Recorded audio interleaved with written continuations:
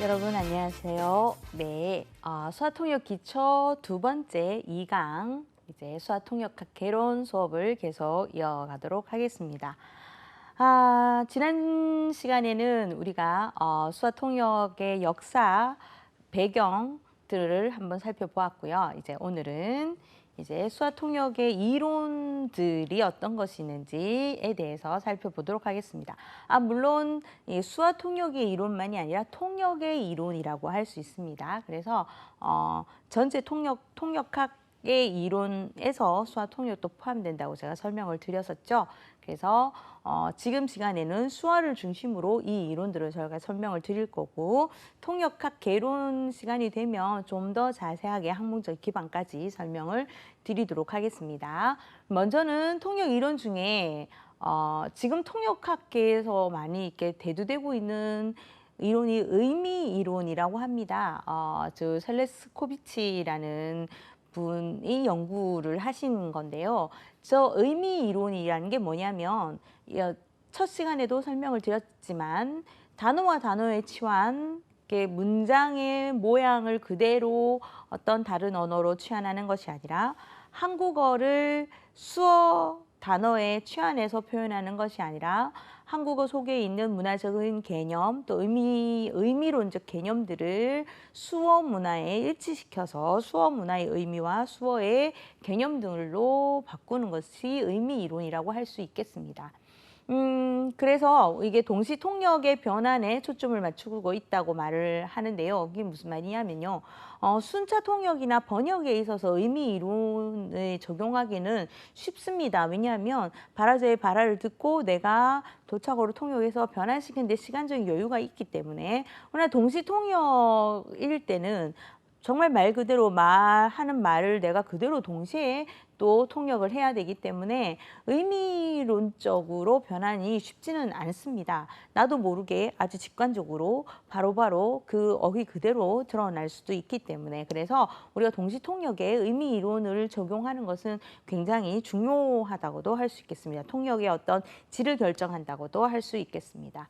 그 과정을 의미 이론의 과정을 보면 정보를 듣고 내용을 이해해야 하고, 그래서 출발의 표출 형태를 버리고 그 개념을 보존한다는 것이죠. 제가 지금까지 설명드린 것처럼 출발어의 어떤 표층의 의미와 형태는 버리고 그 의미를 보존해서 도착어에 이용하여 새로운 발화를 구성하는 것을 바로 의미 이론이라고 할 수 있겠습니다.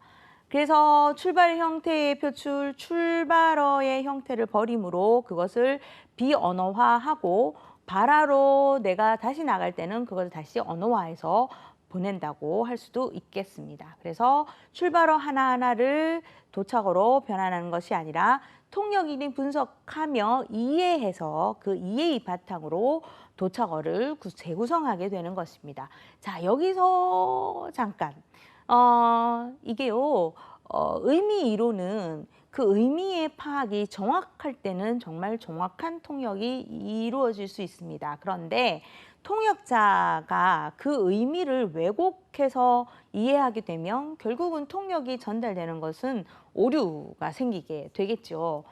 이런 경우를 현장에서 많이 보게 됩니다. 예를 들면 수어 같은 경우에는 예를 통하다라는 수어가 있다면 통하다, 이거는 서로 소통이 되다. 이거는 그 사람을 통하여 라는 표현이거든요. 이용하다, 활용하다에 통하다. 이거는 소통이 되다. 근데 이 통하다를 이 통역자가 그냥 모든 상황에서 통하다 이렇게 해버리면 사실은 이게 오역이 되어 버리는 거죠. 그래서 의미 이론에서의 이 통역자, 수화 통역자나 물론 음성 통역도 마찬가지겠지만 수화 통역자의 이해의 능력이 무엇보다도 아주 중요하다고 할 수 있습니다. 자, 의미 이론을 도식화로 한번 도식화해 봤습니다. 자, 앞으로 이런 도식들이 비슷한 도식들이 많이 나올 거예요. 근데 시험에 보면 이게 시험을 준비하시는 분이 아닌 분은 보시기에 반복해서 계속 설명을 하니 좀 지루하실 수도 있겠지만요. 보통 시험에 나올 때 이런 도식을 내놓고 칸을 비우거든요. 뭐 준비 과정 딱 없이 다음에 들어갈 것은 이런 식으로. 그리고 이제 이론 도식이 될 수도 있고 저희가 앞서 봤던 그런 도식이 될 수도 있고 이렇게 시험 출제자의 원 선택으로 어떤 도식이 나올지 모르니까 우리 교과서 책에 나오는 도식들을 전부 다 한번 올려봤습니다. 먼저 의미 이론에 나오는 셀레스코비치가 주장했던 의미 이론에 나오는 도식들을 먼저 한번 보겠는데요. 일단은 메시지를 수용입니다. 한국어 화자의 어떤 이야기를 수용하는 과정이 필요하겠죠. 자, 수용을 한 것을 내가 이제 통역하기 위해서 준비를 해야겠죠. 수용을 하고 언어학적 신호로 인지해서 준비하는 겁니다. 뭐 예를 들면 저는 오늘 아침에 일찍 일어나서 기차를 타고 서울에 왔습니다. 이런 말이 있다고 한다면 저는 오늘 아침 일찍 기차를 타고 서울로 올라왔습니다. 라는 오늘 아침 일찍 기차를 타고 이 언어학적 신호에 대한 들음의 준비 과정이 있죠. 준비 과정을 통하고 다음에 이것을 단기 기억으로 보존해야 합니다.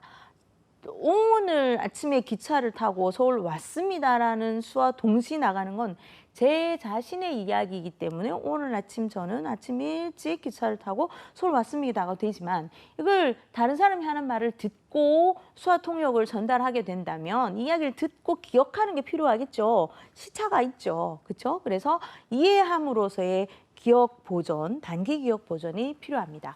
그리고 그 의미에 대한 의도를 파악해야 합니다. 이게 바로 의미론적 의도 파악이 의미 이론에서는 가장 중요한 부분이라고 할 수 있는데요. 이 출발은 메시지 이해하는 거예요. 아, 저 사람이 오늘 아침 일찍 일어나서 서울 왔구나, 기차 타고. 이에 대한 이해가 필요하죠. 네. 그리고 이제 그거를 등가적인 표현으로 이제 표현합니다. 자, 오늘이죠. 오늘 아침에 일찍 일어나서 기차를 타고 서울로 왔습니다라는 오늘이라는 단어는 오늘이구나. 일찍, 기차 이렇게 등가적인 표현으로 다 변환을 하고 그다음에 통사적 메시지 구성은 문법으로의 구성을 뜻합니다. 오늘 아침 일찍 기차를 타고 서울로 왔습니다 말했지만 수화 문법은요. 오늘 일어나서 기차 타고 서울 이렇게 표정과 함께 들어가는 문법 구성을 빨리 해야 되죠. 그리고 수화로 오늘 아침 일찍 일어나서 기차를 타고 서울로 왔습니다. 통역자가 있었다면 이렇게 전달이 되겠죠. 자, 이게 뭔가 하나, 둘, 셋, 넷, 다섯, 여섯, 7가지의 과정이 쫙 나열되어 있지만 이 과정은 아주 순식간에 빠르게 일어나야 합니다. 수용이 되고 바로 준비가 돼서 단기 보존이 되고 의미가 파악돼서 수화 등가 표현으로 문법을 만들어서 메시지를 산출하고 다음 거를 기억하고 산출하고 다음 거를 기억하고 이게 동시다발적으로 계속 통역의 순간에 1시간이면 1시간, 뭐 30분 계속 반복적으로 머릿속에서 일어나야지만이 통역이 될 수 있죠. 이 중에 의미론적 의도 파악이 중요하다는 거 다시 한 번 더 말씀드립니다. 자, 그다음 아까는 의미 이론이었고요. 지금은 정보 처리 모델입니다. 정보 처리 모델의 과정은요. 통역인의 머릿속에서 정보 흐름과 저장 과정을 모델화하는 겁니다. 그래서 정보를 입력합니다. 단기 기억 장치의 버퍼에 이렇게 축적을 하는 거죠. 그다음에 통역이 시작이 되죠. 그럼 장기 기억 속에 축적된 출발하나 도착도 그러니까 지금 바로 들은 메시지는 단기 기억 속에 넣어놓고 장기 기억 속에 있는 한국어 그리고 수어, 어휘, 문법 지식들을 끌어와야 합니다. 그 코드화되지 않은 수화로 표현되지 않은 코드화되지 않은 지식들을 머릿속에서 끌어와서 머릿속으로 수화로 코드로 해서 출력하는 것. 이게 정보 처리 모델입니다. 자, 우리 정보 처리 모델이 수화뿐만 아니라 많은 문제 해결이나 많은 분야에서 정보 처리 모델을 활용을 하죠. 단기 기억, 장기 기억, 산출, 인풋, 아웃풋 이런 얘기들을 많이 들어보셨죠. 그걸 똑같이 수화에서도 적용을 하는 겁니다. 수화 통역사는 정말 기억력이 좋아야 합니다. 지금 내가 통역하고 있는 내용 바로 동시에 통역이 안 되기 때문에 지금 통역을 하면서 그 다음 것은 기억에 두는 기억에 뒀다가 다시 끌어와서 통역하고 그 다음 걸 기억하고 통역하고 기억하고 통역하고 기억하고 통역하고 기억하고 통역 기억과 통역의 연속이기 때문에 기억력이 부족하면 사실 수화 통역을 할 때 굉장히 방해가 될 수 있습니다. 아, 이것도 나이가 관련이 있더라고요. 제가 30대까지만 해도 이마 엄청난 양을 모두 기억해서 통역해내고 끝나고 농인에게 다시 설명도 했었는데 농식 수화, 문장식 수화를 동시에도 2번이나 설명해 줄 수 있었는데 이게 지금은 나이가 들다 보니 기억에서 이게 그 2번씩 기억을 한 번 기억해서 2번씩 설명하는 게 불가하더라고요. 어쨌든 이만큼 기억이 아주 중요하다는 말씀을 드리고 싶습니다. 그리고 특징으로는 인지심리학의 바탕으로 한 4가지 기억계의 상정이 된다고 합니다. 먼저 단기 기억, 그 다음에 작동 기억, 그렇죠? 우리 머릿속에서 움직이는 거죠. 작동 기억, 그리고 단기 출력 기억, 그 다음에 장기 기억의 4가지의 기억의 어떤 기억계가 모두 활동이 되는 것이 정보 처리 모델이라고 할 수 있습니다. 그 다음 노력 모델입니다. 노력 모델은요, 처리 용량 모델이라고도 할 수 있는데요. 동시 통역에서 통역인이 처리 용량의 한계가 있음을 전제해서 스스로 많이 이렇게 노력을 하면서 훈련을 하는 거죠. 그래서 통역인의 능력을 듣기와 분석, 기억과 검색, 담화의 생성 3가지 과정으로 분배를 하게 되고요. 그래서 처리 용량과 통역의 질이 또한 이 관련이 있는데 처리 용량이 클수록 통역의 질은 좋아지겠죠. 처리 용량이 작을수록 통역 역량은 저하될 수밖에 없습니다. 그리고 처리 용량이 너무 초과할 경우에도 통역의 어떤 질은 저하되겠죠. 듣기, 분석과 함께 기억과 검색해서 생성이 되어서 이것이 바로 수화 통역으로 나타나는 그것이 이용 처리 역량보다 작아야 된다고 하죠. 듣기, 분석, 기억, 검색, 그리고 그래서 수화 통역으로 산출되는 것들이 내가 처리할 수 있는 용량보다 과부하가 되면 통역이 어렵다는 이야기입니다. 자, 그리고 노력 모델 그 이야기를 도식으로 이제 표현을 한 겁니다. 자, 저기 1번, 2번 듣기 분석이 이만큼 회색, 그다음에 기억 검색이 약간 분홍색, 그죠? 산출이 흰색. 듣기 분석과 기억하기와 검색과 산출이 적당량이 있을 때 1, 2번은 굉장히 동시 통역이 가능하고 원활하게 통역되어질 수 있는 어떤 그래프의 모양입니다. 그런데 3번에 가면 이제 듣기에 과부하가 걸리는 거죠. 환경적인 요인으로 듣기를 이만큼 듣기는 했지만 기억과 검색이 안 되고 그래서 거기에 따른 산출이 양이 적어지는 건데요. 듣기는 많이 들었는데 이 들은 것이 내가 처리할 수 있는 용량보다 너무 지나치게 어렵거나 지나치게 빠르거나 지나치게 또 뭔가 이렇게 잘 안 들리는 거는 밑에고요. 내가 소화하기 어려운 그러한 환경일 때가 3번입니다. 그러면 내가 처리하기가 어려워지니까 당연히 기억과 검색이 어렵고 수화 통역으로 산출되기가 어려울 수 있습니다. 그 다음에 4번은요. 어떤 듣는데 어려움입니다. 소리가 잘 안 들리거나 뭔가 주변에 방해 요소들이 있거나 해서 들리기가 어려우면 이게 또 통역이 산출되기가 어렵죠. 그래서 아니면 또 무슨 말인지 이해가 안 되거나 그래서 도저히 이해가 안 될 경우 그럴 때 나타날 수 있는 현상이 4번의 모습입니다. 자, 그 다음에 여러 가지 이제 수화 통역의 모델들이 있습니다. 도우미의 모델이 있습니다. 전문적인 개념 성숙 이전에는 도우미의 어떤 모델이었습니다. 제가 말씀을 드렸죠. 우리 전문 직업으로의 어떤 인정이나 개념이 없을 때는 도우미의 모델이었기 때문에 수화 통역의 정확성이 중요하지 않았습니다. 네. 사실은 도우미의 모델일 때는요. 수화를 통역한다기보다는 해결을 해주는 해결사와 같은 역할을 했습니다. 통역을 하지 않아도 농인의 문제를 그냥 해결해주면 농인이 만족을 했던 때가 있었거든요. 어떤 사건이 벌어졌을 때 상황을 전부 다 알 필요 없고 그냥 해결만 되면 돼 하는 게 도우미 모델일 때였고요. 수로 모델입니다. 수로 모델은 어떤 기계적인 전달, 전화기 같은 연결고리만 그래서 잘 흐르도록만 하면 되는, 더하고 덜할 것이 없이 있는 그대로 전달하는 게 수로 모델입니다.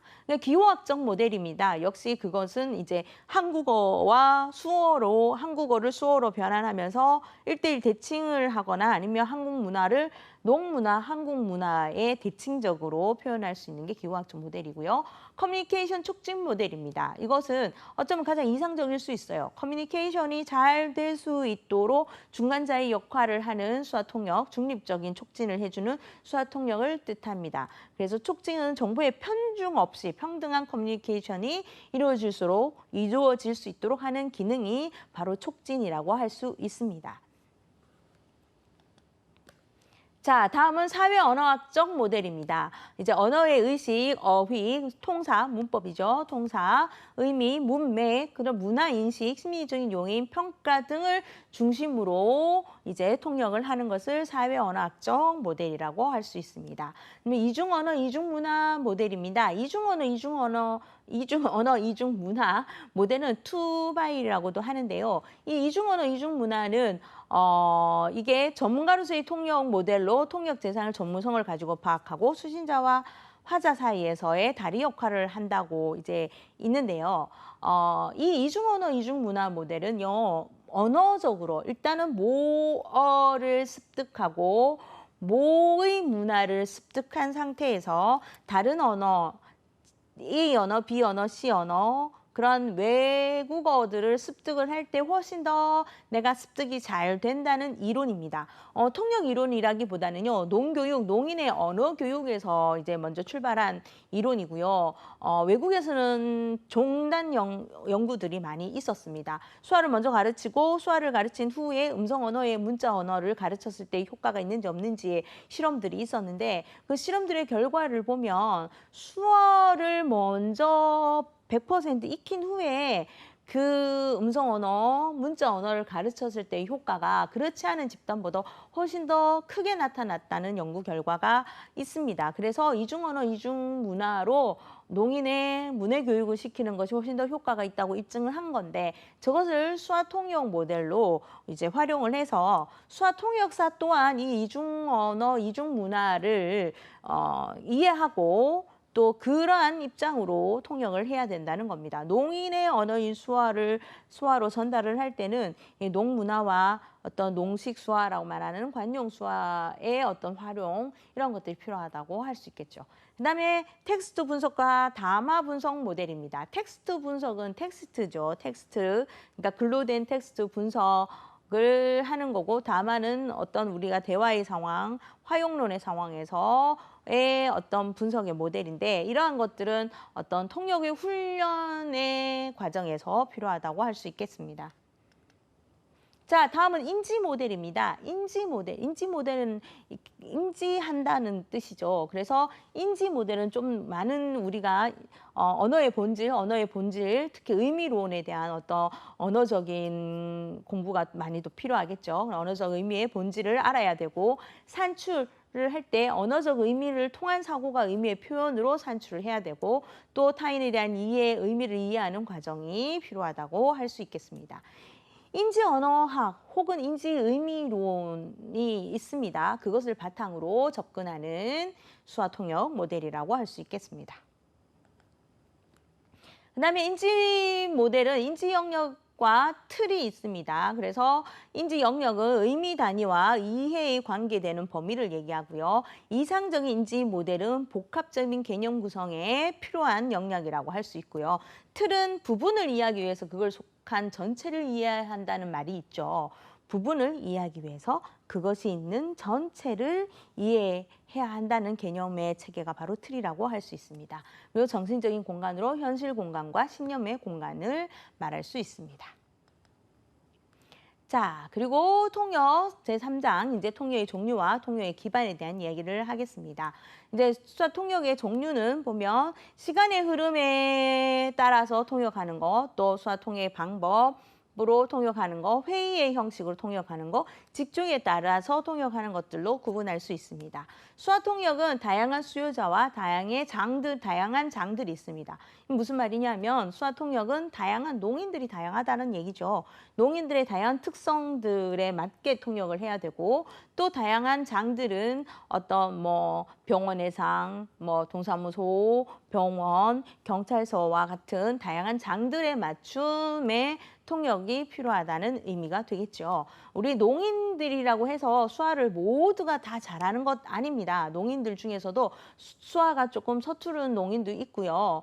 또 완전히 수화를 모르는 농인들도 있고요. 또 문장식 수어, 유사체계라는 용어로 우리가 나왔었죠. 유사체계, 문장식 수어만 잘하는 농인이 있고 농식 수어, 관용 수어라고 합니다. 한국 수어라고도 하고요. 그리고 관용 수어만 잘하는 농인이 있고 농인도 굉장히 다양하다고 할 수 있겠습니다. 자, 흐름 중심으로 한 구분으로 순차 통역입니다. 순차 통역은 뭐죠? 왔다 갔다 하면서 통역을 하는 거죠. 화자가 말을 하면 나는 듣고 있다가 화자가 말을 멈추면 내가 그거를 이제 청자에게 통역을 해주고 나의 통역이 끝나면 다시 화자가 말하고 내가 그걸 듣고 다시 멈추면 내가 그거를 통역을 해주고 이게 순차 통역입니다.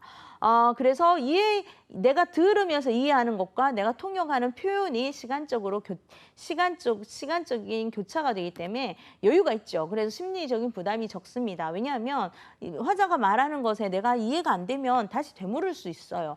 동시로 통역하는 중이 아니기 때문에 다시 설명해 주시겠습니까? 말해서 다시 설명을 듣고 충분히 이해한 후에 전달할 수 있기 때문에 심리적인 부담이 적습니다. 그리고 동시 통역은 보통은 회의 통역 같은 거, 강연 통역 같은 건 동시 통역을 많이 하는데 순차 통역은 지역사회 통역으로 우리가 통역을 할 때는 순차? 네, 수화를 어떻게 표현할까요? 순차 통역을 할 때가 많습니다. 예를 들면 병원을 갔어요. 의사 선생님이 말씀을 하시면 동시에 통역을 해도 되지만 설명을 충분히 듣고 수화 통역사 이해하기 어려운 부분들이 있을 수 있으니까 들어서 내가 이해해서 농인들에게 전달해 주는 게 훨씬 더 정확한 전달이 되기 때문에 보통의 일상생활의 통역은 대부분 순차 통역을 할 때가 많습니다. 그러나 제가 지금 강의를 하듯이 강연을 할 때는 기다렸다가 통역을 하기에는 시간적인 여유가 너무 없기 때문에 동시에 바로바로 통역을 하게 되는 거죠. 자, 순차 통역을 할 때 중요한 건 노트 테이킹입니다. 왜냐하면 다 기억할 수 없죠. 병원에 의사 선생님 말하는 거는 짧기 때문에 뭐 기억해서 전달하는 게 괜찮지만 뭔가 긴 설명이 있는 어떤 프로그램에 들어갔는데 순차 통역을 할 때 적지 않으면 잊어버리죠. 그래서 꼭 적는 것이 필요합니다. 우리 음성 통역 하시는 분들, 보통 다른 언어 통역 하시는 분들도 순차 통역, 강연 같은 거 통역할 때 동시 통역이 아니면 이만큼을 모두 기억하고 통역을 못해요. 통역하다가도 잊어버리기 때문에 그래서 반드시 노트 테이킹이 필요합니다. 자, 그 다음 동시통역입니다. 동시통역은 인지 활동을 바탕으로 하는 커뮤니케이션의 한 형태라고 하죠. 인간의 언어 능력이 최대한에 필요합니다. 왜냐하면 아주 짧은 순간순간을 빨리 변환시켜야 되기 때문에 나의 언어 능력이 딸리면 이게 통역이 불가능합니다. 가끔 보면 수어 단어를 아는 게 굉장히 많아요. 농식 수어 단어도 많이 알고 굉장히 수어 단어의 지식은 풍부한데 동시 통역이 안 되는 사람이 있습니다. 왜일까요? 바로 이게 안 되기 때문이에요. 이게 순간순간의 언어 능력으로 변환되는 게 안 되기 때문에. 그래서 동시 통역에서는 굉장히 많은 공부와 훈련이 필요합니다. 그래서 동시 통역에서의 현상으로는 개념이 합성되고 분할되고 또 사전적 대응으로부터 일탈, 그러니까 사전적 대응으로부터 하지 말고 원반원으로부터 일탈이 될 수 있는 문제가 또 생길 수 있습니다. 그렇죠? 왜냐하면 순간의 판단이 빨리 되어져야 되는데 아까 제가 예시로 들은 것처럼 통하다인지 빨리 판단해야 되는데 이 통하다가 아니고 이 통하다인데 이렇게 통하다라고 표현할 수 있는 왜냐하면 딱 들었을 때 그 개념이 이건지 순간적인 판단이 잘못될 수도 있거든요. 네, 저도 가끔 그런 실수를 할 때가 있습니다. 같은 의미가 다른, 그쵸? 수화가 다른데 표음이 같고 의미가 다른 다이어드를 표현할 때 이런 순간에 실수를 할 수도 있는데 그런 게 동시통역의 할 때의 어려움이라고 할 수 있습니다. 그리고 보존 시간이 길어진다고 얘기하는데요. 보존 시간이 길어지면 오역이 생기는 거죠. 빨리빨리 그게 보존 시간이 길어지지 않게 가능하면 짧게 통역으로 전달이 되어져야 합니다.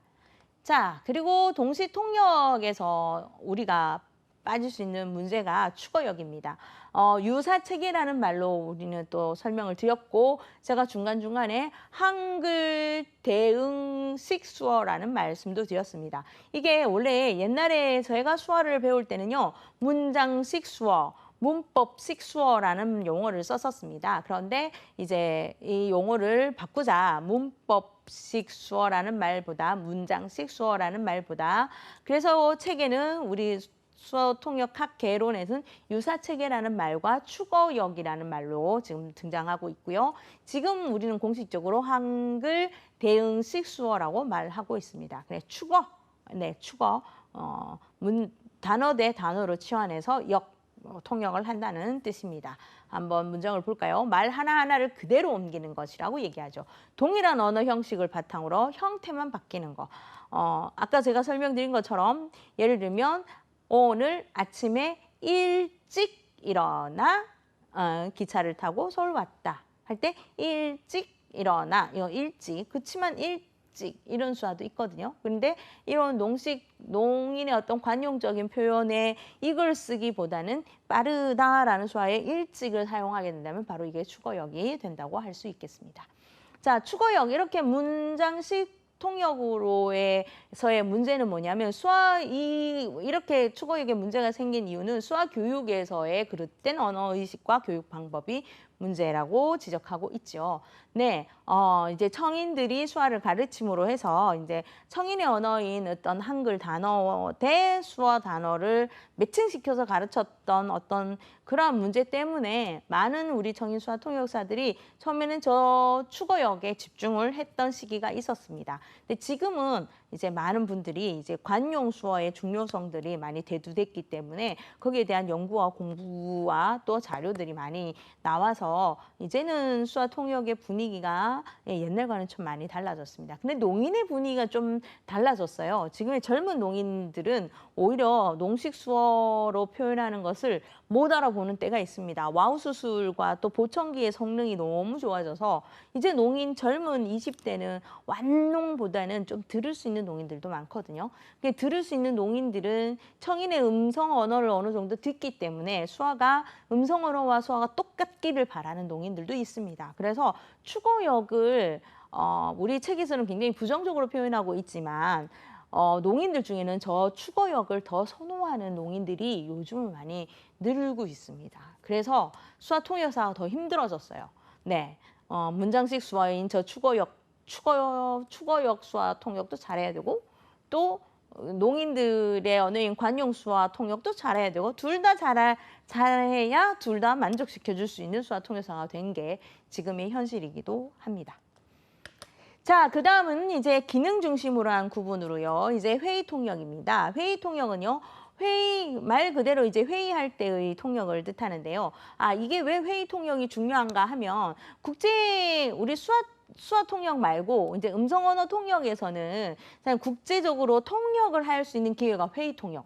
그쵸. 국제 회의 할 때 공식의 어떤 회의 통역이 아주 먼저 출발이 됐기 때문에 어떤 강연 통역이나 어떤 일상생활 통역보다 옛날에는 국가 간 교류가 많지 않았잖아요. 그 국가 간 교류가 많지 않은 때에는 회의로 모이는 게 가장 어떻게 보면 통역의 공식 어떤 활동을 할 수 있는 기회였다고 할 수 있죠. 그래서 회의 통역을 굉장히 중요하게 우리가 다루고 있는데 수화 통역에서는 사실 회의 통역이 그렇게 많지 않습니다. 요즘은 뭐 그럴 수 있는데 농인과 농인이 회의할 때는 통역이 필요 없죠. 네, 그렇죠. 그래서 농인과 청인이 회의할 때는 수화 통역이 필요한데 사실 우리 청인 사회에서 농인이 함께 들어가서 업무를 협력하는 일이 많지 않기 때문에 우리 일반 음성 통역에서의 회의 통역의 비중과 수화 통역에서의 회의 통역의 비중은 좀 다르다고 말씀드릴 수 있습니다. 어쨌든 회의 통역의 특징은 대등한 커뮤니케이션을 해야 되고 지식을 공유해야 되고요. 그렇죠? 통역사의 역할은 그 장에 적합한 지식을 보충함으로써 새로운 정보만을 정확한 정보만을 잘 전달할 수 있어야 됩니다. 지역사회 통역입니다. 우리 농인들에게는 가장 중요한 통역이라고 할 수 있죠. 왜냐하면 농인들의 이웃들이 전부 다 농인이 아니기 때문에 농인들은 일반인들 속에서 함께 살아가고 있기 때문에 어떤 생활 지원 서비스, 의료 서비스, 사법 서비스 이러한 것들이 굉장히 중요한 게 농인들이죠. 그래서 지역사회 통역이 굉장히 중요합니다. 그래서 수화통역센터가 설립이 되어 있는 거고요. 그리고 화자와 청자의 커뮤니케이션이 대등하지 않는 때가 많습니다. 예를 들면 법원 같은 데 가면 농인이 뭔가 뭐 잘못해서 가게 되면 대등하지 않죠. 네, 그렇죠. 그리고 의료 지원, 병원을 가도 농인은 늘 정보가 적은 쪽이 농인이기 때문에 대등하지 않죠. 대등하지 않은 상황이 많기 때문에 옛날에는 청인과 농인의 1대1의 어떤 문제가 발생했을 때는 수화통역가 중간에서 같이 싸우기도 하고 그런 경험들도 저도 90년대, 2000년대까지도 있었는데요. 어쨌든 대등하지 않은 상황입니다. 지역사회 통역으로는 이제 미국이나 캐나다나 호주나 스웨덴 지역사회 통역을 위한 자격 제도를 마련을 했다고 나오고 있는데요. 한국에서도 지역사회 통역을 위해서 한국 농아인협회 산하 수어통역 센터들이 설립되어 있습니다. 전국에 다 각 지역마다 수어통역 센터들이 설립이 되어 있고 이런 농인들의 민원의 통역의 의뢰로 이제 지원을 하고 있습니다. 지역사회 통역의 특징은 소수 언어 공동체를 대상으로 하죠. 그쵸? 이거는 농인뿐만 아니라 사실 미국 사회에 살고 있는 한국인 영어를 못해요. 그럼 어떡하죠? 그러면 그 미국 사회에 살고 있는 한국어와 영어를 통역 가능한 사람 불러서 같이 법원을 가거나 같이 어떤 회사에 뭐 면접을 가거나 그럴 수 있잖아요. 그래서 전체의 어떤 큰 집단 속에서의 소수의 집단이 필요로 하는 어떤 서비스가 지역사회 통역이라고 할 수 있습니다. 그리고 이제 통역의 전문성이 필요하고요. 그다음에 새로운 정보의 보충과 통역의 전략이 필요한 게 지역사회 통역이라고 할 수 있습니다. 범위는 의료, 법률, 교육, 복지, 정치 등등등 수많은 범위들이 있죠. 학교도 있을 수 있고 어린이집도 있을 수 있고 내가 살아가는 지역사회에서 일어날 수 있는 모든 일들을 다 포함할 수 있다고 보시면 되겠습니다. 자, 그다음에 방송 통역입니다. TV 방송, 지금도 여러분이 방송을 보고 계시지만 방송은 특히 여러분들이 수화 통역의 상황은 뉴스의 동그라미의 통역을 많이 보시죠. 그래서 방송 통역의 특징으로는 순차 통역과 동시 통역이 모두 사용될 수 있다는 겁니다. 사실은 근데 순차 통역보다는 동시 통역이 더 뉴스 같은 경우는 훨씬 더 많죠. 그런데 이 이야기는 사실 일반 음성 통역에서 순차 통역을 얘기하고요. 수화 통역은 거의 다가 동시 통역이죠. 뭐 우리가 예능 프로그램 같은데 외국인이 나왔을 때 통역사가 같이 등장하게 되면 동시 통역하기보다는 들었다가 기다렸다가 말하고 들었다 기다렸다 말하고 순차 통역으로 합니다. 그렇지만 수화 통역 같은 경우는 그렇게 같이 가더라도 수화는 음성은 동시에 들을 수 없지만 수어는 들으면서 볼 수 있으니 또 한쪽은 들리지 않는 농인이니 눈으로만 보고 수화 통역사는 들으면서 수화를 해줘도 이게 겹침이 발생하지 않기 때문에 동시 통역이 모든 상황에서 가능하죠. 근데 이제 예능 같은 경우에 이제 일반인과 통역사가 섰을 때 동시에 말을 하게 되면 이 한국말과 영어가 겹침이 발생하기 때문에 동시 통역이 불가하지만 그런 어떤 상황의 조건 때문에 수어는 훨씬 더 동시 통역을 더 많이 하게 됩니다. 시차 통역입니다. 자, 시차 통역은 뭐냐면요. 보통 뉴스를 통역을 하면 수화 통역이 나가는 뉴스는 생방입니다. 지금 뉴스 생방에 제가 통역을 하죠. 그런데 리포터 같은 거 나갈 때는요. 그 리포터는 지금 리포터 방송이 아니죠. 미리 아침에 혹은 낮에 녹화를 해가지고 와서 편집을 다 끝내고 지금 뉴스 하는 9시에 이게 나가는 거죠. 그러니까 이게 녹화되는 시간은 낮 시간이었고 그러나 방송되면서 수화 통역이 되어지는 건 9시 지금이고. 그렇죠? 그러면 아나운서들이 얘기하는 시간은 사실 생방으로 통역을 하는 거고 이 리포터가 미리 찍어진 영상은 이미 과거의 것을 지금 제가 통역하는 게 시차 통역입니다. 그리고 대중매체를 이용한 기술 그리고 다양한 배경 지식이 필요하다고 얘기를 하죠. 방송 통역은 정말 뉴스 통역은 특히나 배경 지식이 굉장히 많이 필요합니다. 저도 대구대에서 수화 통역을 하고 있지만 주 일이고, 네. 그 다음에 TBC 대구 방송국에서 네, 뉴스를 통역을 하고 있습니다. 벌써 통역 한 13년 정도 됐더라고요. 교육계에서 통역한 지는 저도 한 20년 넘었지만 이제 뉴스에서 새로운 용어가 나오면 저도 항상 요즘은 좋아요. 스마트폰, 그쵸? 스마트폰, 네, 사전 찾거나 네이버에게 묻거나 해서 그 용어가 뭔지를 미리미리 공부를 하고 수화 통역을 들어갑니다. 왜냐하면 이게 미리 예독을 하는 거죠. 이게 준비 없이 들어가면 이 빠른 짧은 시간 안에 통역이 원활할 수가 없어요. 그래서 배경 지식이 굉장히 중요합니다. 뉴스 용어는 가끔 어려울 때가 있어요. 네, 그렇죠. 중학생들이 읽으면 이해될 만큼의 수준으로 뉴스 기사를 쓴다는 말이 아닌 것 같아요. 그렇죠. 도저히 읽어 무슨 말인지 모르는 단어들이 불쑥불쑥 나올 때가 있습니다. 그럴 때는 공부가 필요합니다. 자, 방송 프로그램과 통역의 형태를 보면 농인이 직접 수어로 하는 수어 방송이 있고 수화 통역의 수화 통역 방송이 있습니다. 우리나라에는 수화 통역의 수화 통역 방송이 대부분이고요. 요즘 조금 바뀌어서 농인이 직접 수어하는 수어 방송이 수어를 직접 수어하는 방송은 공식 방송에는 없고요. 농인이 수어 통역하는 방송은 있습니다. 뭐 세바시 같은 거, 네. 뭐 15분? 제가 프로그램 이름이 기억나지 않는데 네, 거기에서는 미러 통역을 합니다. 일반인이 강연을 하면 그거를 수화 통역사가 들으면서 통역을 하고 그것을 농인 당사자가 보고 통역을 하는 그렇게 이중 통역이 되는 거죠.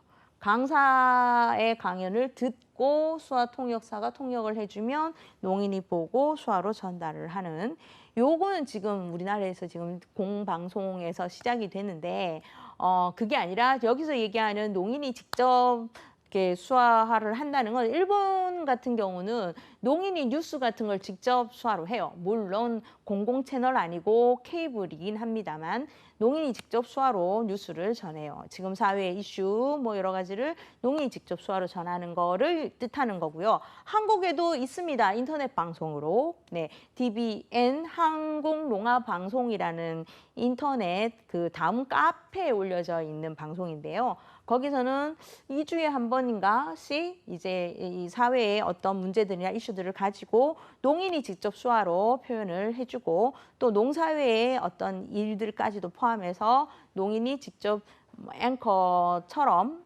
서서 수화로 표현을 하는 농인 직접 방송이 있습니다. 자, 방송 통역의 문제점은 추가역 통역이 된다는 문제점이 있어요. 왜냐하면 시간이 짧은데 빠른 속도로 수화를 따라가려고 하다 보니 그럴 수 있고 또 추가역 통역이 되는 이유는 사실 앞에 카메라이기 때문이에요. 카메라이기 때문에.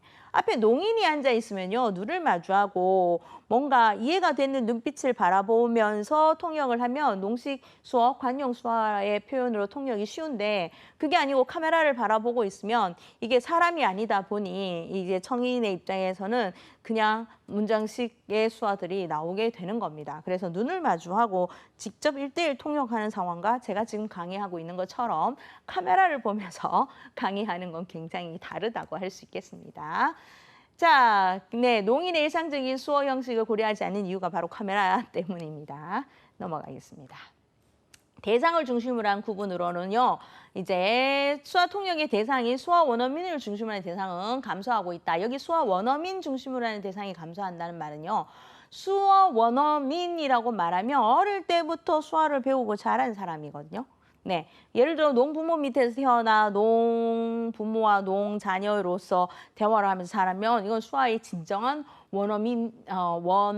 원어민이라고 말할 수 있습니다. 어릴 때부터 나의 모어로 수어를 사용했기 때문에 그리고 또 농학교 유치부 입학해서 수어를 배웠어요. 유치부터 수어를 배우고 쭉 자라면 수어 원어민이라고 말할 수 있겠죠. 어릴 때부터 수어로 쭉 자랐으니까. 그런데 수어 원어민으로 중심으로 하는 대상이 감소하고 있다는 말은 제가 좀 전에 설명드렸다시피 인공화학 수술 또 보청기 성능의 발달로 이제 농학교로 진학하는 학생의 수보다는 일반 학교로 그냥 통합되어서 가는 청각장애인 학생의 수가 훨씬 더 많아졌습니다. 자, 여기서 하나, 청각장애인은 소리 듣기 어려움을 가진 모든 사람을 뜻하고요. 농인은 수화를 언어로 사용하는 사람을 뜻합니다. 청각장애인 수가 이만큼이고요. 농인의 수가 이만큼입니다. 네. 점점점 더 감소하고 있습니다. 와우 수술 때문에 완농으로 태어나면 성인 부모들은 꼭 와우 수술을 시켜요. 네, 실패의 경우도 더 많고 그런데도 또 와우 수술의 부작용으로 얼굴 근육 이렇게 얼굴이 마비돼서 비대칭인 농인들도 있는데 그런 어떤 얼굴 마비의 어떤 그러한 부작용은 생각하지 않고 소리를 들려주겠다는 것 하나로 성인 부모들이 농인이 태어났을 때 수술시키는 경우가 더 많거든요. 네. 그래서 이제 진짜 수어를 사용하는 농인, 완전한 농인들의 어떤 숫자는 줄고 있다고 볼 수 있습니다. 그 다음에 ICF의 이념과 소아통역으로 기능장애의 심신기능의 구조를 집중을 했지만 다음은 또 능력장애로 활동의 어떤 그런 제약을 받지만 이제는 사회적 분리로 이 사회적 분리를 해소해 줄 때는 모든 농인들이 자유롭게 참가할 수 있다는 것으로 이념과 소아통역은 변화하고 있습니다. 자, 이거는요, 이제 메시지 이해 활동, 메시지 산출의 활동인데요. 넘어가도록 하겠습니다. 자, 중요합니다. 자, 이제 의사소통 수단으로 수어와 수지 음성어와 홈사인을 얘기하고 있어요. 수어를 쓰느냐 아니면 이제 수지 음성어라는 말은 문장식 수어를 사용하느냐 그러니까 청각 장애인을 뜻하는 겁니다. 그다음에 홈사인을 쓰느냐인데요. 자, 패턴 1은요 뭐냐면 난청인 그래서 청각 장애인 수지 구어를 쓰는 사람들 문장식 수어 구어를 쓰는 사람들이고요. 패턴 2는요 농인입니다. 농인으로 수어를 사용하는 사람이고요. 패턴 3은요 홈사인을 쓰는 사람들입니다. 수어를 모르는 사람. 수어 모르고 글 모르고 한국어도 모르는 그런 사람들 홈사인입니다. 그래서 명칭으로는 패턴 1은 중도 실청 난청이라고 얘기하죠. 그다음에 이제 구어에 맞춘 수어를 사용하는 이런 경우를 수어로 이렇게 표현합니다. 뭐죠? 입모양을 다 하면서 수어한다는 뜻이에요. 한글, 대응식, 수어 이렇게요. 보통 농인은 이제 농식 수어를 하는 사람은 이렇게 되거든요. 표정과 같이. 그러니까 한글, 대응식, 수어 하는 거하고 표정이 다르죠. 네. 그래서 패턴 1과 2와의 차이입니다. 그리고 패턴 3은요. 사실 홈사인. 저분들은 더 표정이죠. 이렇게 되겠죠? 이렇게 제가 뭐랄까요? 쓰는 글 도저히 무슨 말인지 모르겠어를 글을 쓰고 표정을 표현한 겁니다. 표정으로 얘기 다 했습니다. 네, 홈사인이라고 할 수 있습니다. 자, 그래서 패턴 1에는 혼성수어, 그게 축어역, 문장식 수어를 쓰고 패턴 2는 뭐 수어니까 패턴 3은 몸짓, 손짓을 다 씁니다. 아주 그냥 직관적으로 보면 이해할 수 있는 몸짓들을 쓰죠. 그리고 형식은 구어의 문법 패턴 1은 구어의 문법을 쓰고 패턴 2는 수어 문법을 쓰고 패턴 3은 친숙한 구조, 도상적인 것, 친숙한 구조, 내가 눈으로 읽기가 편한 도상성의 어떤 몸짓들을 쓴다고 보시면 됩니다. 이제 장면에 있어서는요, 이제 한국 이게 역시 똑같죠. 이게 구어의 정확한 전달을 하기 위해서 이 모양 많이 쓰는 거고요. 그다음에 이제 패턴이 농인들은 수화 통역을 이제 표현을 필요로 하고 음성 언어의 정확한 통역이 필요하고 우리 청각장애인 난청들은 정확한 구어의 전달을 입모양의 정확한 전달이 필요하지만 농인은 구어의 정확한 통역이 필요한 거고 일반적인 수화 통역을 활용을 하죠. 그리고 이제 패턴 3은 홈사인이기 때문에 농통역사를 활용합니다. 농통역사에 대한 설명도 나중에 제가 다시 해드릴 겁니다. 여기서는 넘어가겠습니다. 그리고 의미의 전달, 1대1의 전달이 필요한 게 홈사인을 쓰는 패턴 3입니다. 자, 그리고 농인통역 나오죠. 농인통역은요, 농인이 통역사인 겁니다. 1995년 미국의 농인통역이 이제 시작이 됐죠. 이제 RID에서 시작이 됐고요. 이게 역통역 자격이라는 말을 할 수 있죠. 그래서 미국 수어와 영어 기반으로 수어 간 통역 또는 영어와 영어 간의 이제 수어 기호의 축어역인데요. 이거는 보통 미국에서는 농맹인과 난청인들을 위해서 쓴다고 이렇게 있는데 사실 우리 한국에서도 이 제도가 있습니다. 계속 설명하고 한국의 제도도 설명을 할게요. 커뮤니케이션 기술로 이중언어 능력과 종합통역 능력이 있어야 됩니다. 농인의 수어만 잘해서 되는 게 아니라 농인의 수어도 잘해야 되고 본인의 언어니까 수어는 잘해야 되고 한국어도 잘해야 되고 주로 홈사인을 통역하는 경우가 많아요. 그럼 이 농인이 홈사인도 알아야 합니다. 근데 농인은 같은 시각 문화이기 때문에 저 같은 수화 통역사가 홈사인을 봤을 때 무슨 말인지 몰라도 농인은 같은 시각 문화로 그걸 보면 직관적으로 알더라고요. 굉장히 신기한 네. 그리고 지역과 민족 연령에 따른 특수수화, 이게 홈사인이라고 얘기할 수 있고요. 성인이 접근하기 어려운 농문화, 역시 홈사인과 같이 표현될 수 있다고 합니다. 표현될 수 있습니다. 자, 근데 제가 아까 말씀드린 농통역사는요, 사실 바른 수화 통역과 바른 한국어의 통역이고요. 농맹이는 촉지법입니다. 촉지법. 이렇게 수화를 손에 대고 하는 걸 촉지법이라고 얘기하는데요. 이렇게 촉지법으로 통역하는 경우는 조금 다를 수 있습니다. 왜냐하면 한 명이 여러 명이 통역이 불가합니다. 촉지를 해야 되기 때문에 1대1 상황에 통역을 해야 되거든요. 그래서 제 생각에는 이 농맹인을 위한 농인 통역은 별도의 자격증으로 운영되는 게 맞는 것 같다고 저는 생각을 합니다. 자, 그렇습니다. 그래서 이제 데프에서 히어링의 데프로 이렇게 중간에서 저 농인 있고 주 대화를 해야 되는 커뮤니케이션 소통을 해야 되는 농인과 일반인이 있습니다. 그러면 일반인 수화 통역사가 있고 농통역사가 있는 거죠. 그러면 이 홈사인을 농통역사가 보고 일반인에게 전달하고 이 사람은 그 수화를 보고 이 청자에게 메시지를 전해주고 이 메시지를 듣고 바른 수화를 통역하면 이 농인은 이 홈사인을 하는 농인에게 홈사인을 전해주는 것을 도식화해 놓은 겁니다. 자, 그래서 이제 자격 취득이 우리나라에서도 지금 이제 있거든요. 필기 시험 있고 실기 시험 있습니다. 그리고 요건 지금 한국의 상황이 아니고 미국의 상황인데 일단 한국도 똑같은 비슷한 개념으로 이제 필기 시험이 3과목이 치러지고 실기 시험이 3과목이 치러지면 우리 청각장애인 수화 통역사 자격증이 주어지고 이 자격증이 있으면 수화 통역 센터에 취업이 가능합니다. 자, 요거는 제가 넘어가도록 하겠습니다. 설명을 드렸습니다. 장을 구분을 한 건데요. 이것도 제가 이때까지 설명을 드렸고 여기서부터 아까 그 그래프 안에 있는 내용을 하나하나 뽑아서 설명을 드리겠습니다.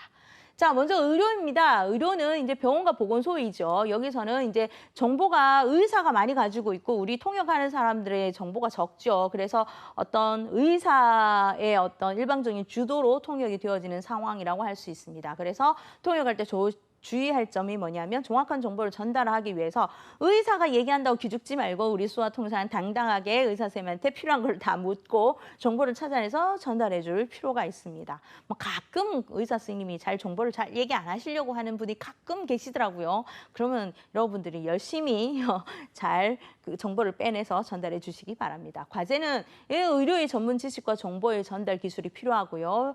수화를 병원의 상황에 맞는 수화가 또 필요하겠죠. 조정 기술이 필요합니다. 지금 병원에서 수화 통역사가 고용되어 있는 곳이 있죠. 부산의 성심병원? 성모병원. 네, 부산의 성모병원에서 수화통역사 2명인가 3명이 지금 고용되어 있습니다. 이렇게 병원에서 수화통역사 고용이 확대될 거라고 생각이 듭니다. 네. 자, 그리고 사법은요. 네, 경찰서, 검찰서, 법원, 법률사무소 등등등인데요. 여기도 정보의 지식이 편중이죠. 내가 가진 지식이 적고 상대방이 가진 지식이 커요. 인권에 어떤 문제가 생길 수 있고 권리 행사를 못할 수도 있어요. 또 여기는 경찰이고 검찰이고 법원이면 수화통역사 주눅 들 수 있습니다. 주눅 드시지 마시고 당당하게 가서 요구하실 걸 요구하면서 농인의 권리와 농인의 인권을 보호하면서 통역도 필요한 곳이 사법이라고 할 수 있겠습니다. 역시 이 사법도 우리는 역시 전문 지식이 부족의 문제가 될 수 있겠죠. 그래서 별도의 어떤 훈련이 필요합니다. 원래 저희 수화통역사 협회에서 이제 사법 수화통역사를 양성하는 교육 과정을 이제 앞으로 진행할 건데요. 그런 교육이 함께 배워지고 지식을 좀 더 넓혀가면서 사법 통역을 하는 것이 필요한 것 같습니다. 자, 그럼 교육 분야입니다. 네. 교육 분야는 의료기관의 교육일 수 있고 보육원의 교육, 유치원, 초중, 대학일 수 있습니다. 그렇죠? 제가 이 교육 분야에서 지금 일을 하고 있고 20년 넘도록 이제 교육 분야에서만 통역을 여러 통역도 하고 주 통역은 이제 교육 분야에서 지금 통역을 하고 있는데요. 역시 강의 통역을 위한 전문성이 필요합니다. 내 전공이 아니면 통역이 좀 어려울 수 있기 때문에 그럴 때는 내가 통역을 거절할 수도 있어야 되고요. 전공이 맞는 사람이 통역을 맡길 수도 있어야 되고요. 또 내가 전공이 아닌 걸 맡았다면 그거를 위한 미리 선행 준비와 공부 필요하다고 할 수 있겠습니다. 자, 여기에서의 과제에 대학 강의를 위한 전문 통역인 양성이 필요하다고 지금 나오고 있는데요. 사실 대학에서 수화 통역의 수요가 많으면 이 교육 과정이 좀 나올 수도 있을 텐데 사실 대학에서 수화 통역 서비스를 제공하는 게 전국에서 손가락 안에 꼽을 정도밖에 안 되기 때문에 좀 이 전문 통역인 양성에 문제가 있는 것 같고 또 대학에서는 방학이 쉽니다. 그래서 방학에 월급이 없거든요. 그러한 문제가 있어서 조금 대학 통역사로 들어가기를 선호하지 않는 부분도 이 전문인 양성에 걸림돌이 되고 있다고도 할 수 있겠습니다. 자, 그다음에 노동입니다. 노동에서는요, 지금 근로지원인 제도로 인해서 노동 현장에서 수화통역사의 어떤 취업들이 많이 늘고 있습니다. 농인이 고용되면 국가에서 월급을 주고 근로지원인 수화통역사를 고용할 수가 있어요. 이게 사업 쪽에서 월급 주는 거 아니고 국가에서 주는 월급으로. 그럼 농인은 수화통역사 제공받아서 좋고 회사는 공짜로 농인 옆에 수화통역사를 붙여주니까 농인의 어떤 일의 능률도 향상될 수 있고 좋죠. 자, 이러한 제도도 있습니다. 그래서 요 부분에 대해서는 조금 해결이 될 수 있다고 생각이 듭니다. 자, 문화교양입니다. 강연회나 행사, 연수회 여러 가지 지금 이 문화에서 요즘 많이 지금 대두되고 있는 거 연극계 수화 통역이 또 늘고 있고 또 핸드스피크라고 해서 이제 농인이 직접 예술 활동을 하고 있는 우리 그룹들도 생기고 있거든요. 그래서 이러한 사람들을 위한 전문 수화 통역사의 필요가 앞으로도 계속 대두될 것 같습니다. 방송입니다. 방송은 제가 계속 말씀을 드렸죠. 그래서 넘어가도록 하겠습니다. 종교입니다. 종교 관련 집회, 주로 우리 농사회에서 제일 먼저 시작된 종교는 기독교입니다. 왜냐하면 쇼드 홀 여사가 1909년 우리 농맹 교육을 시작을 했을 때 그 기도 선교사였고요. 처음 이제 재생원은 국립으로 세워졌고 평양에 있는 농학교가 세워진 이창호도 목사님이셨고 또 대구대 부설로 세운 영화학교도 농학교도 역시 목사님이셨습니다. 그래서 종교 관련은 교회 관련이 참 많고요. 요즘 이제 불교 관련도 수화가 많이 늘고 있는 추세에 있습니다. 어쨌든 종교는 그 종교의 특성에 따른 수화를 알아야 되고 종교에 대한 지식이나 교리들을 알아야 되는 점이 있다고 할 수 있겠습니다. 자, 훈련 모델입니다. 자, 이 표 중요합니다. 우리 시험에 꼭 나옵니다. 자, 언어 능력은 L입니다. L은 세로 축이죠. 그리고 지식 기반은 K입니다. 언어 능력이 높을수록 지식 기반이 길수록 통역 기능은 넓어지는데 이 통역 가능성 IP가 커지고 그게 두꺼워질수록 통역의 기능은 잘하게 된다는 거. 그래서 IP는 L 플러스 K 지식과 언어 능력에 곱하기 S가 되는 겁니다. 통역 기능이 곱해지면 IP 통역 가능성은 커진다는 표입니다. 이건 시험에 꼭꼭 나오는 부분이라고 할 수 있습니다. 자, 그래서 언어 능력은 말과 메시지의 의도, 도구로서 언어 기능을 얘기하고요. 여기서 A 언어는 모어 또는 모어와 똑같은 언어는 A 언어. 그러니까 굉장히 잘 구사하는 언어가 A 언어고요.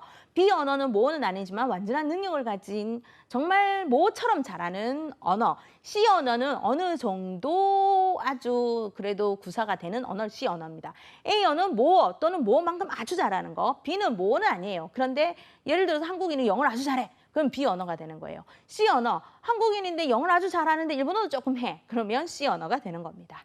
자, 그래서 이 외국어 통역과 수화 통역 어휘 교육 방법에서는 학습과 습득의 차이라고 얘기하고 있는데요. 학습은 배우는 거고 습득은 자연스럽게 습득되어지는 거. 여기에서 차이가 있을 수 있습니다.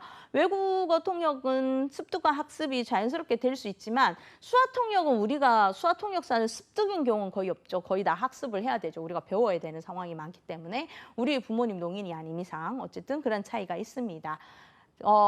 네. 수화 교육에서의 문제는 제가 계속 말씀을 드렸는데요. 수지 구어로서 한국 수화는 농인이 오히려 문장식 수화를 막 구사를 하는 거가 우리 청인 입장에서 굉장히 수화를 배우는데 방해가 된다는 말이고요. 그리고 수어가 완전한 언어가 아니라고 생각을 하는 것 때문에 농인이 언어 구사력이 떨어질 거라고 생각하는 거, 그것도 문제가 될 수 있다는 것을 말씀드립니다. 자, 이 언어로서의 수화 교육의 문제는요. 직접 교수법, 어휘학습, 문법학습, 또 예문학습, 문화학습들을 직접 교수하는 게 요즘 대부분입니다. 대부분 직접 교수로 직접 강의실에서 모여서 수화를 교육하죠. 인지접근법은 잘 쓰지 않죠. 의사소통 중심 접근법은 함께 이제 대화를 하면서 수화를 배우는 건데 공식적인보다는 사적인 자리에 우리가 농인과 만나서 대화하면서 수다 떨면서 놀면서 배우게 되는 경우를 뜻하는데 이거를 그러한 어떤 자연스러운 상황을 인위적으로 만들어서 수화 교육을 실시한다면 아주 수화 능력의 발전이 아주 잘 될 거라고 생각을 합니다. 근데 아직까지 그런 교육이 없습니다. 자, 지도자는요, 원어민 농인, 네. 수어를 모어로 하는 농인 또는 수어 언어로부터 일찍 노출된 청인, 농부모 밑에 뭐 청인 자녀들 같은 경우가 되겠죠. 그런 사람들이 지도를 하는 게 가장 이상적이라는 거고요. 이제 제2 언어 학습 이론으로 수화도 우리가 배워야 되고요. 나선형 내용과 계열적으로 우리가 수화를 배워야 한다는 얘기고요. 자연적 접근과 제2 언어 학습으로 우리가 수화를 배울 수 있는 환경이 주어져야겠습니다. 아까 그 표하고 좀 비슷한데요. 조금 다르게 일반 지식은 GK라 하고요. 문화적 지식은 CK, 특정 분야 지식은 SSK라고 해서 이 모두가 사실 다 가지고 있어야 돼요. 근데 일반 지식은 훈련의 대상은 아닙니다. 이미 미리 우리가 다 있어야 되는 지식을 일반 지식이라고 얘기하고요. 문화적 지식은 농인의 문화이기 때문에 우리가 농인을 만남으로 스스로 이거를 받아들이고 배울 필요가 있겠죠. 그리고 특정 분야 지식은 내가 그 분야의 수화 통역사가 되기 위해서 배워야 되는 지식을 얘기합니다. 정치, 경제, 사회, 환경, 과학, 기술 등을 얘기할 수 있습니다. 네, 이 충 얘기는 제가 아까 말씀을 드렸습니다. 그리고 통역의 기술은 표준규주의 이탈, 문장에 있는 그 모양 그대로에서는 이탈해야 된다고 제가 설명을 드렸죠. 의미와 전달 의도에 주목을 해서 해야 하고요. 경제성 원리가 나옵니다. 경제성 원리는 최소의 낱말로 최대의 효과. 이건 뭐냐면 관용 수화가 주로 그렇습니다. 우리가 사용하는 어떤 문장들이 관용 수화, 예를 들면 엎질러진 물 이런 게 있어요. 예를 들면 물컵 있고 엎질러진 물 이래야 되지만 수화는 그냥 간단하게 이게 하나로 끝나거든요. 이렇게 최소의 낱말로 최대의 효과를 달성하기 위해서는 관용 수화의 표현이 훨씬 더 많이 알고 활용할 수 있어야 되겠습니다.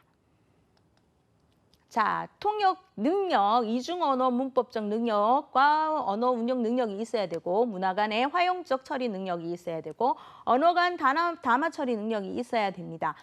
그쵸? 이렇게 수화와 우리 음성 언어 간에 우리가 담화의 상황에서의 처리 능력이 필요하죠. 그리고 전문 영역에 관한 배경 지식의 공부는 우리가 끊임없이 계속 있어야 되는 겁니다. 그럴 때 우리의 통역의 기술은 향상될 수 있습니다. 자, 이제 이렇게 해서 2강의 수업을 마치도록 하겠습니다. 자, 어떠셨나요? 어려우셨나요? 네, 내용들이 많았습니다. 그렇죠? 차근차근 잘 공부하시고 우리 3강에서는 통역의 과정이라는 주제로 다시 만나서 또 공부를 해보도록 하겠습니다. 이상으로 마치겠습니다. 감사합니다.